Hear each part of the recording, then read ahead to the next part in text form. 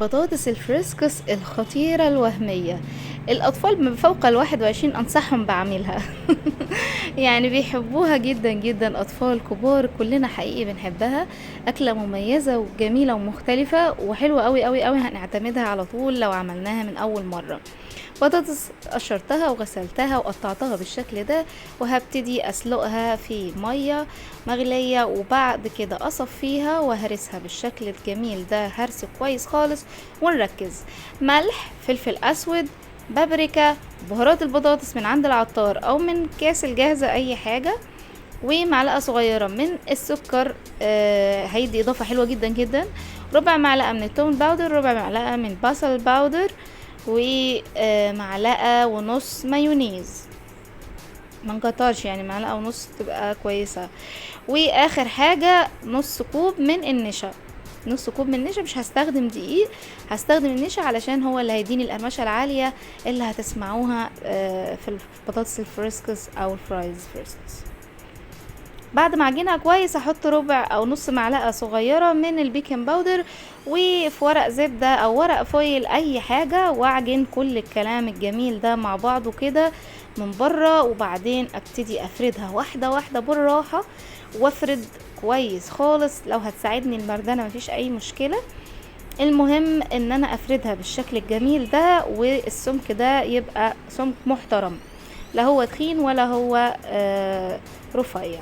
ناخد الزوايد كده ونشيلها على جنب، هنعوزها في اخر الفيديو، هقول لكم ان شاء الله نستخدمها في ايه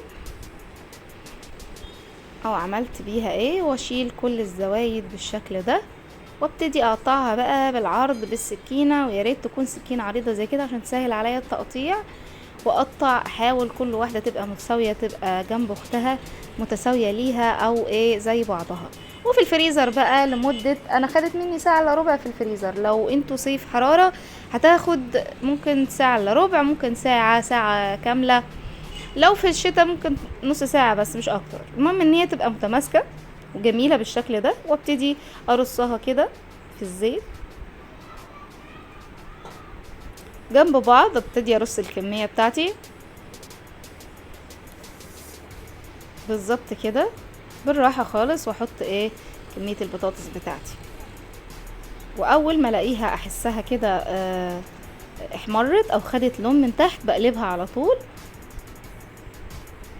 بالظبط كده. وبعد ما بتخلص بحطهم في المصفى، مش بحطهم في ورق مناديل خالص نهائي، علشان ما عايزاها ناشفة وعايزاها تقرمش، فما احطهاش في مناديل، نصيحتي نهائي. شايفين الجمال وسامعين الصوت؟ خطيرة وقرمشة يعني فوق الوصف، فظيعة. عملت لها صوص، انا ممكن استخدم صوص الرانش، هيبقى حلو جدا الجاهز. وممكن انا عملت مايونيز وكاتشب مع بعض واكلتهم للولاد. عايزه اقول لكم ان هي حلوه قوي قوي، قرمشه عاليه زي ما انتم سامعين، خطيره. حاجه بسم الله ما شاء الله، خفيفه ومش شاربه زيت على فكره، عشان في بعض الناس هتقول ده بتشرب زيت كتير. لا، مش شاربه زيت، لان النار كانت شبه عاليه، مش عاليه قوي، لا عاليه قوي ولا متوسطه، قصدي متوسطه بين البنين، اللي هي بصوا شايفين ما يعني ما بتفرولش مني نهائي، متماسكه وحلوه جدا. وده الشكل اللي طلعت من الاطراف. عايزه اقول لكم ان شكلها دونات فريسكس اي شكل، هي مميزه ولذيذه قوي قوي قوي، لازم تجربوها وتقولوا لي رايكم في التعليقات. بحب تعليقاتكم جدا جدا، وبحب اسمع ارائكم، بموت فيكم. باي باي.